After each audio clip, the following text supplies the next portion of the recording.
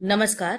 आज के इस अंक में हम बहुवैकल्पिक प्रश्नों पर चर्चा करेंगे जिसे 12वीं कक्षा की पुस्तक अंतरा भाग 2 के पद्य खंड की कविता मैंने देखा एक बूंद से लिया है।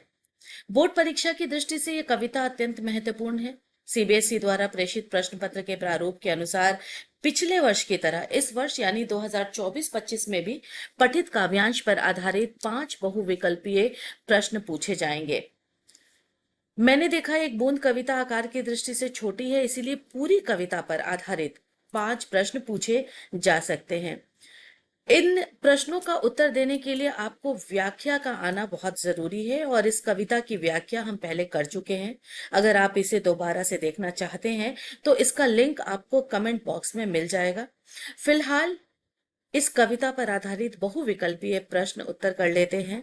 प्रश्न उत्तर के अभ्यास से पहले कविता की पंक्तियां देख लेते हैं। कविता की कौन सी पंक्तियां हैं?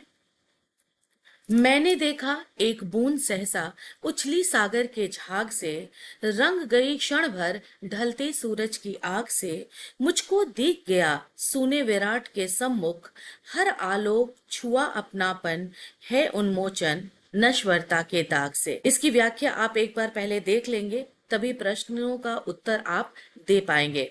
फिलहाल इस पर आधारित प्रश्न देखते हैं। पहला प्रश्न क्या है? पहला प्रश्न है, कवि समुद्र तट पर बैठा क्या देखता है? इसके विकल्प दिए गए हैं। समुद्र के जल पर सूर्य के प्रकाश को, समुद्र से उछलते हुए बूंद को, समुद्र में मचलती हुई लहरों को, समुद्र की तलहटी के आग को। कविता के आधार पर सबसे उपयुक्त विकल्प कौन सा है? उत्तर में देखते हैं। सबसे उपयुक्त विकल्प है समुद्र से उछलते हुए बूंद को कवि देखता है। दूसरे प्रश्न की ओर बढ़ते हैं। दूसरा प्रश्न है, कवि ने बूंद की क्या विशेषता बताई है? विकल्प हैं, बूंद का सांध्यकालीन बेला में उछलना, बूंद का स्वर्णिम किरणों से नहा जाना, बूंद का नश्वरता के दाग से मुक्त होना, उपर्युक्त सभी। कविता के आधार पर अगर देखा जाए तो इसका विकल्प है उपर्युक्त सभी, यानी बूंद की ये तीनों ही विशेषताएं हैं। कवि जब सांध्यकालीन बेला में तट पर बैठा हुआ है तो वो देखता है कि उस बेला में एक बूंद समुद्र के तल से ऊपर उछलती है, सूरज की स्वर्णिम किरणों से नहा जाती है और ऐसे वो नश्वरता के दाग से मुक्त भी हो जाती है। तो ये तीनों ही विकल्प सही हैं, इसलिए चौथा विकल्प इस प्रश्न का उत्तर होगा उपर्युक्त सभी। तीसरा प्रश्न, ढलते सूरज की आग से कवि का क्या तात्पर्य है? विकल्प दिए गए हैं, सूर्योदय की प्रथम किरण, सूर्यास्त की स्वर्णिम किरण, सूरज की डूबती किरण, उपर्युक्त कोई नहीं। उत्तर देखते हैं। उत्तर है सूर्यास्त की स्वर्णिम किरण, क्योंकि बूंद सांध्यकालीन बेला में ही समुद्र तल से उछलती है तो उस समय सूर्यास्त हो रहा होता है और उसकी सोने की जैसी चमकती हुई किरणों से ही वो बूंद नहा जाती है। इसीलिए ढलते सूरज की आग से कवि का तात्पर्य सूर्यास्त की स्वर्णिम किरण से है। बढ़ते हैं चौथे प्रश्न की ओर। चौथा प्रश्न है, कवि को किस दार्शनिक तत्व की अनुभूति होती है? यानी कवि जब बूंद को सांध्यकालीन बेला में समुद्र तल से उछलता हुआ देखता है, उसे देखकर किस दर्शन का पता चलता है, यानी कौन से दार्शनिक तत्व की उसे अनुभूति होती है? इसके लिए विकल्प दिए गए हैं। बूंद की तरह मनुष्य की स्थिति है, बूंद ईश्वर की तरह विराट है, बूंद भी ब्रह्म का अंश है, बूंद निराकार और नश्वर है। इन सब में से सबसे उपयुक्त और सही उत्तर क्या है कविता के आधार पर? तो सबसे उपयुक्त उत्तर है बूंद की तरह मनुष्य की स्थिति है।